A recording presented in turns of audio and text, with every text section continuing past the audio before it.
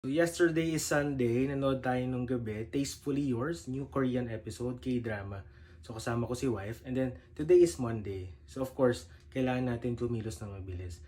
And as you can see, medyo madami pang mustache or yung balbas natin. So what we love about this is we have this Essager, our electric shaver. But to correct my video, this is from Enchen, Philippines. Yan. So, mabilis lang tong linisin sa loob, no? So, i-clear mo lang, babrush mo lang. And this is not harmful. Actually, kahit hindi ka tumingin, makakapag-shave ka. And this is really fast. Kasi nga, double na yung blade niya. But again, hindi siya harmful, ha? So, hawakan ko. Yan. So, hindi siya harmful. Hindi siya nakakasugat. So, let's try it now.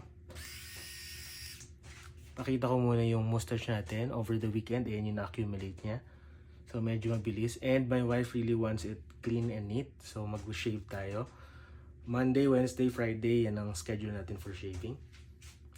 So, this is what we call dry shaving. Ayoko na mag-gelay kasi ng foam. After shave na nilalagay ko since nagmamadali na nga tayo.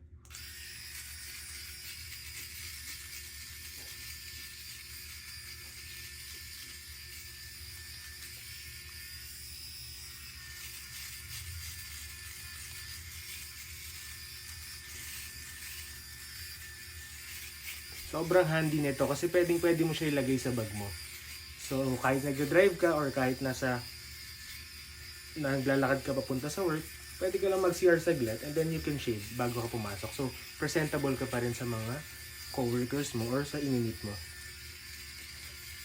Zoom natin. Right, ang bilis. In just 1 minute, nalinis mo na yung face mo.